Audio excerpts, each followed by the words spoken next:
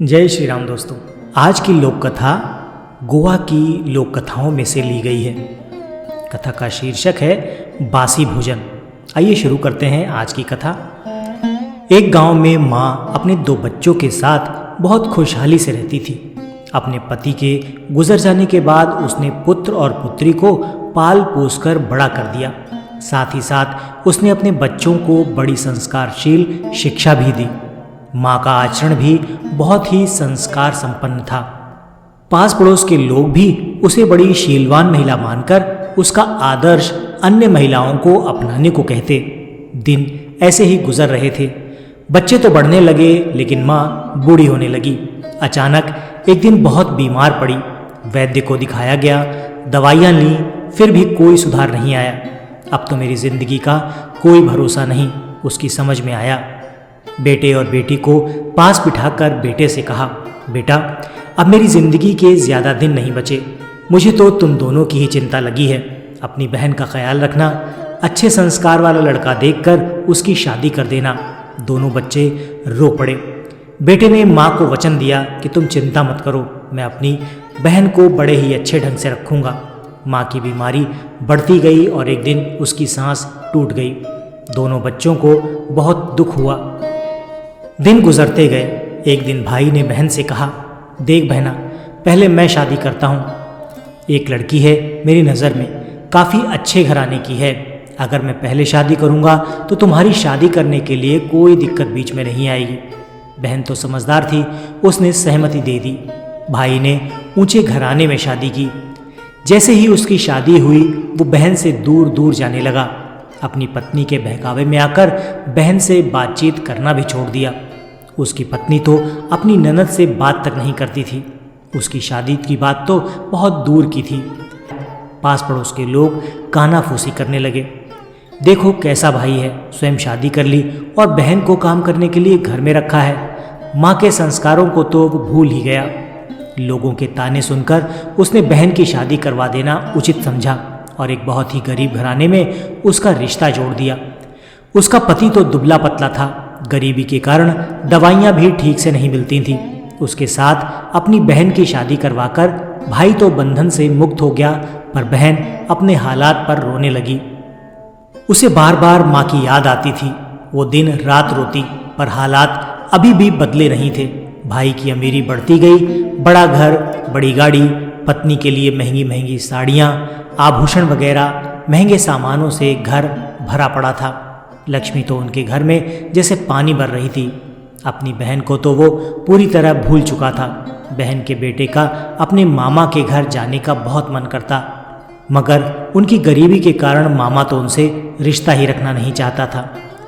एक दिन बच्चों के मामा ने पूरे गांव को दावत देनी चाहिए। पूरे गांव के लोगों को उसने खाने के लिए न्योता दिया, मगर बहन को नहीं बुलाया।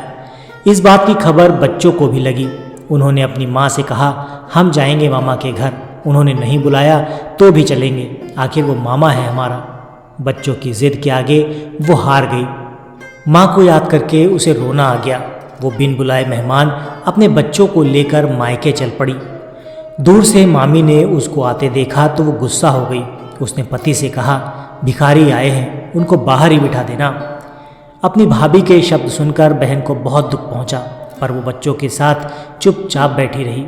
गांव के लोगों को तो पंच पकवान दिए और बहन को बासी भोजन दे दिया। उसकी आंखें आंसू से भर आईं। अन्न खाने लायक नहीं था। सो बासी भोजन अपने आंचल में बांधकर बच्चों को लेकर अपने घर लौट आई। उसने आंगन में आकर तुलसी वृंदावन के सामने ज़मीन में गड्ढा खोदकर बासी भोजन उसमें डालकर दबा दिया और सब पानी पीकर सो गए। दूसरे दिन जब बहन उठी तो उसे आश्चर्य हुआ। जिस जगह उसने बासी भोजन गाड़ दिया था उसी जगह पर तुलसी का एक पौधा निकल आया। उसने हल्के हाथों से मिट्टी हटाकर पौधा निकाला तो उसके नीचे ज़मीन में सोने के सिक्कों से भरा हुआ एक मटका दिखाई दिया। उसने फावड़ा लेकर वो मटका निकाल लिया। बहन रातों रात अमीर बन गई। बड़ा घर, गाड़ी, बच्चों को अच्छे कपड़े, पति को दवाइयाँ, अब तो सब कुछ अच्छा हो गया।